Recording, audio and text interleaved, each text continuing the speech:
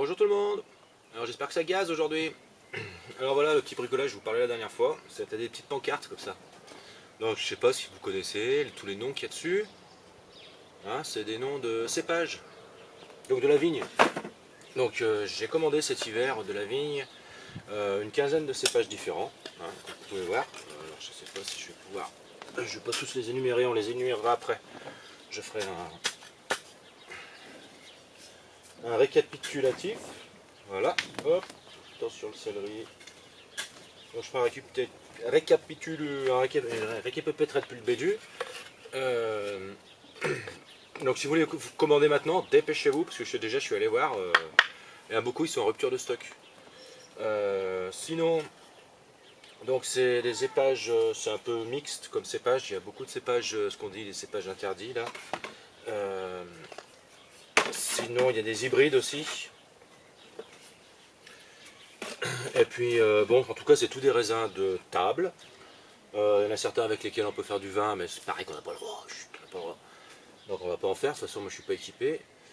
Et puis bon, avec un seul pied, je vais pas aller bien loin. Donc bah, j'ai réparti toutes ces vignes un peu partout sur le terrain, j'en ai mis 4 dans la serre. J'ai planté les piquets à certains endroits pour tendre des fils de fer pour les faire courir. Un peu comme chez nos vignobles. Et sinon, bah, pour les planter, je les ai reçus en racines nues, donc j'ai fait un joli pralin.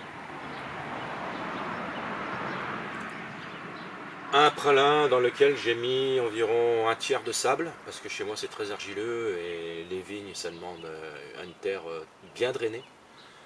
Vous pouvez rajouter des billes d'argile ou des graviers ou des trucs comme ça si vous avez. Donc j'ai mis un tiers de sable, un tiers de terreau, de terre de rempotage, et un tiers du terrain de ma terre argileuse de chez moi. Voilà. Et bon, bah, je vais vous montrer maintenant comment j'ai fait le pralin. Donc j'ai pris du sable que j'ai mis dans la brouette. J'ai pris du terreau que j'ai mis dans la brouette. J'ai mélangé le terreau et le sable. Ensuite, lorsque j'ai creusé le trou pour mettre la vigne, j'ai mis ma terre dans la brouette. J'ai évité de mettre les racines de l'herbe qu'il y avait sur le dessus. Et pour finir, j'ai fait une bonne gadoue.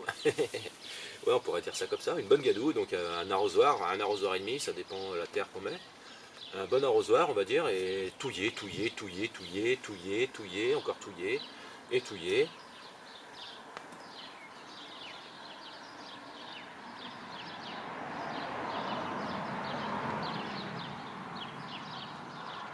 Et voilà, donc il faut touiller pendant un bon moment pour que ça soit bien mélangé. Et après, bah, tout doucement, à la pelle, on verse ça dans le trou avec notre pied de vigne. Voilà, tout simplement. À la fin, on va pailler. Donc là, comme la terre est très mouillée, hein, c'est un pralin, donc il n'y a pas besoin d'arroser tout de suite. Par contre, au bout d'une semaine, il faudra arroser. Et là, la première année, il faut absolument arroser toutes les semaines. Donc moi, je me suis dit, le dimanche, j'arrose. Voilà, alors on va faire le petit tour des un par un. Donc ça c'est le servant, donc c'est du raisin blanc, idéal pour la conservation. Il est un peu sensible aux maladies, donc c'est pour ça que je l'ai mis près de l'entrée de la serre. Hein, on peut voir, là il y a l'entrée de la serre, voilà. Donc si je vois quelque chose, je serai averti, enfin j'espère, je serai attentif. Hein. Donc c'est du raisin de taille moyenne, compact, très sucré, avec une teinte rose ambrée. Donc j'ai ma petite fiche hein, pour lire. Le Noah, qu'on voit aussi écrit des fois sans H, juste N-O-A, ou on dit aussi raisin fraise. Alors celui-là c'est un hybride.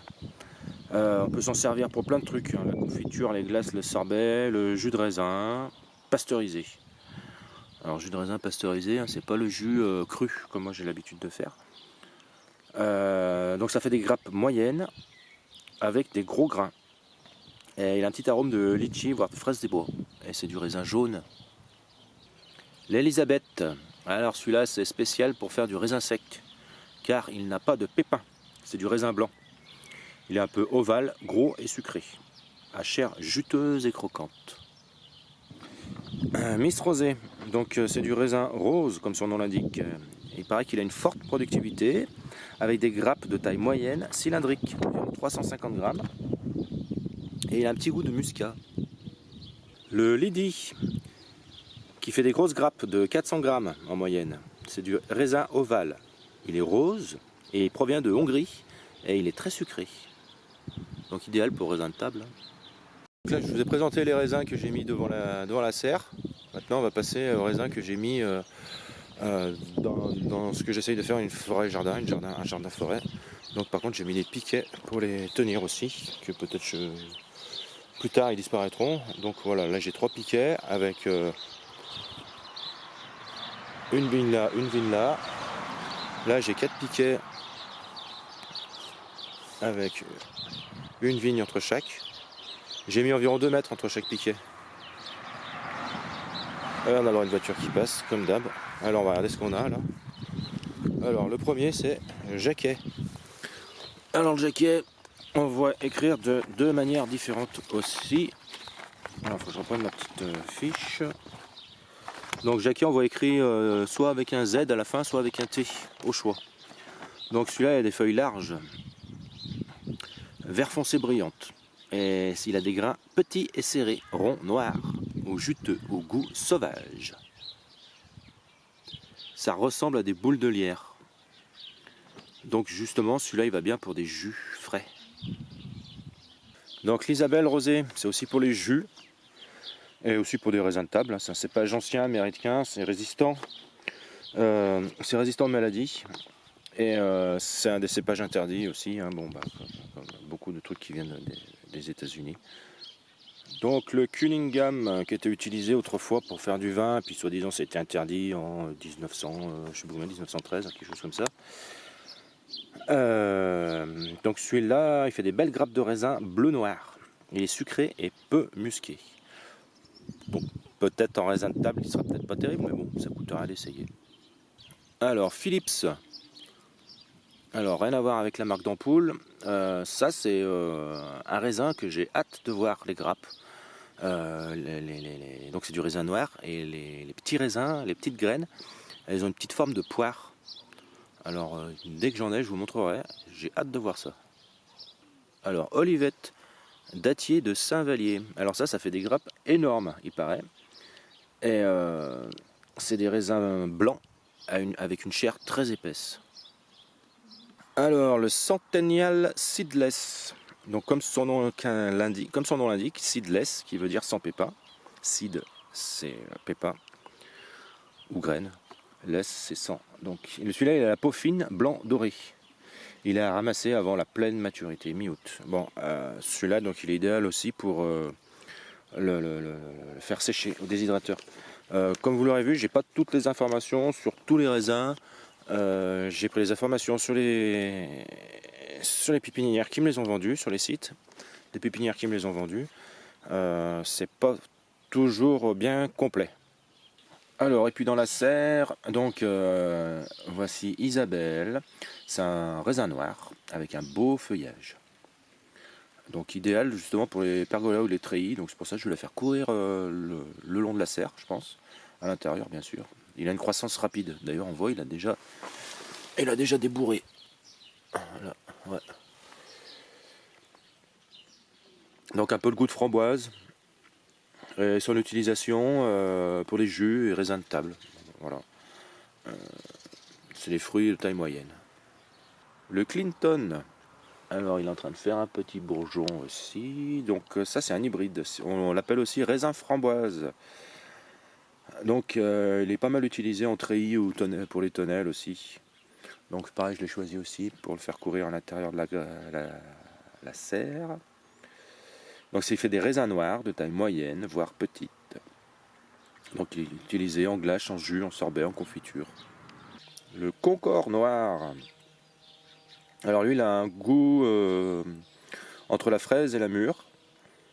C'est un raisin de table pour faire aussi de la confiture ou de la gelée. Et il a une facilité à être conduit en treillis. Donc pareil, c'est aussi pour ça que je l'ai mis à l'intérieur de la serre. Enfin la dernière, la Baco. Donc il fait des grosses feuilles. Donc c'est idéal pour faire de l'ombre. Donc c'est pour ça que je vais faire courir aussi à l'intérieur de la serre pour nous faire un petit peu d'ombre. pour l'été surtout. Voilà, il a un goût un peu herbacé, paraît-il. Et c'est bon, c'est un raisin noir. Et il est beaucoup utilisé en jus. Voilà, je crois qu'on a fait le tour, on en a fait 15, j'en ai commandé 15. Le pied coûte environ, suivant les producteurs, entre 5 et 7 euros. Voilà. Et bon, je vais pas faire la pub pour les producteurs, parce que ça, vous allez sur internet, vous pouvez en trouver à foison. Il suffit de taper le nom des cépages. Par contre, prenez-vous-y à l'avance, parce que j'ai vu, là, j'y suis retourné là, pour aller voir les infos, il y en a beaucoup déjà qui sont en rupture de feuilles. Donc moi j'avais commandé ça en décembre, et comme ils y envoient en racine nue, je pense que leur greffe, elle doit se faire janvier, ils doivent les faire janvier-février, et ils les envoient au mois d'avril. Voilà. Donc si vous en voulez tout de suite, là, dépêchez-vous. Moi je les ai reçus autour du 15 avril. Donc, je les ai plantés il y a une semaine, et il y en a deux que je viens de planter aujourd'hui. Il y en a 4 que j'ai plantés aujourd'hui, c'est ceux qui sont dans la serre. Voilà, parce que au début je voulais les mettre sur une pergola, j'ai pas de pergola, je voulais investir dans une pergola, mais vu les tarifs des pergolas et vu la conjoncture actuelle, je préfère garder mes sous pour autre chose. Bon ben voilà, cette vidéo est terminée. Si vous avez aimé, ben, comme d'habitude, hein, mettez un pouce vers le haut et puis partagez. N'hésitez pas à mettre des commentaires, je vous répondrai. Voilà, allez, ciao, bye bye.